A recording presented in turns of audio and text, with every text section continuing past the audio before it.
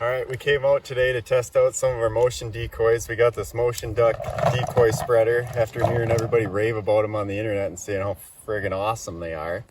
So Randy's setting this thing up right now. I have the four duck one, and Randy got a 7 duck one. We used these last year, and we weren't quite as impressed as everyone else was. There's a few issues, and we'll get into that once he sets it up. But I'll show you him setting it up now. One is the simplicity of how they set up, which is not. Yeah, so I will say that the 4-man is a lot easier to set up because you only have one of these circular parts to put together.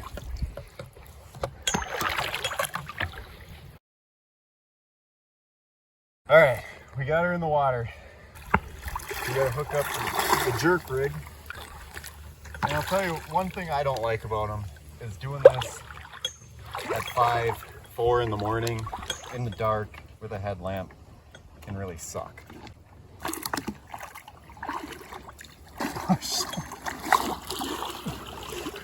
The shot of the wood that's floating away. Alright. Little mishap there, but I'll keep track of it. So after you get it set up, then you got to figure out where to hook up the anchor with the elastic cord and then rig that on there. Yeah, and what we did, they say put like sand or rocks in it. We took an old window weight, just dropped that in the bottom.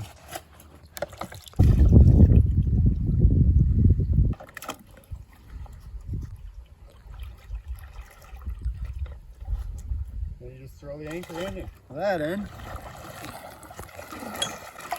And spool her out.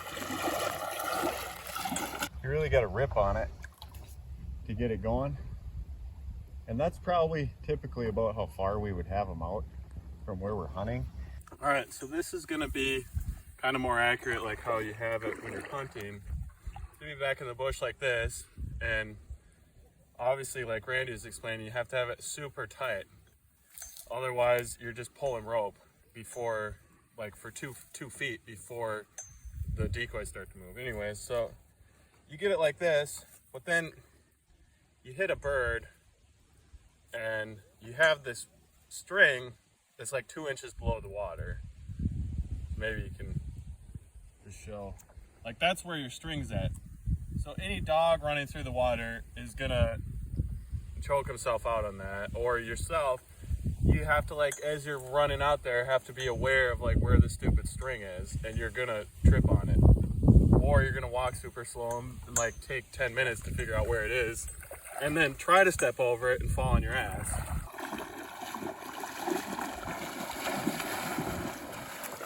You can get great movement out of these, and I mean, you could go to anyone's YouTube channel, anyone's Instagram page, and you can see they work. They do work, but to us, that's all thrown out the window if you can't walk over the line, and you got to spend 10 minutes getting your dog untangled from the jerk string, and then you're spending more time out there dicking around than you are hunting.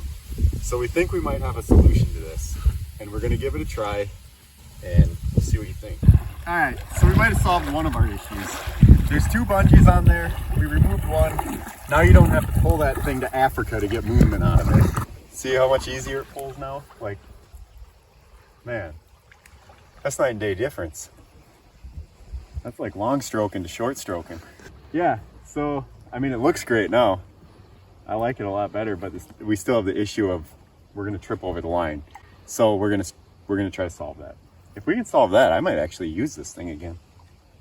Okay, since this is trial and error, we took some of our old weights for our long lines, and we're gonna put the string through here, through this hole, and then we're gonna just run it through it, and hopefully that keeps that line down and we don't trip over it all day.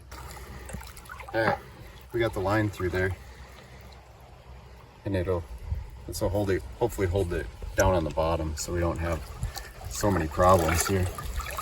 So we got the weights on the line. We got one right here. You can see the line's held underwater now. And we've got another one out about 10 feet off the decoys. And now the line's not really a trip hazard. It's down out of the way. If you're standing back here in the weeds, you might still have a trip hazard from from you to that first anchor, but it's going to be a lot better than if you had no anchor on there at all. I mean, the trip hazard has been minimized. Work my way out here to so you can see the action a little better of this.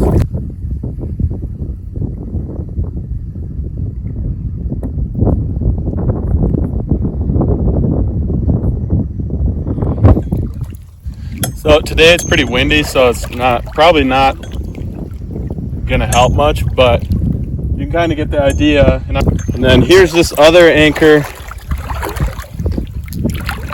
You can see we got it off like 10 feet from these decoys. So basically, now you're gonna know where all these 7 are, because you put them out, you'll be able to see the PVC pipe on them. So as long as you know you're close to that, you just have to work your way around that anchor. So it's basically eliminated the trip hazard. Yeah, so when we started, we were like, this thing sucks, and we were about ready to throw it in the dumpster.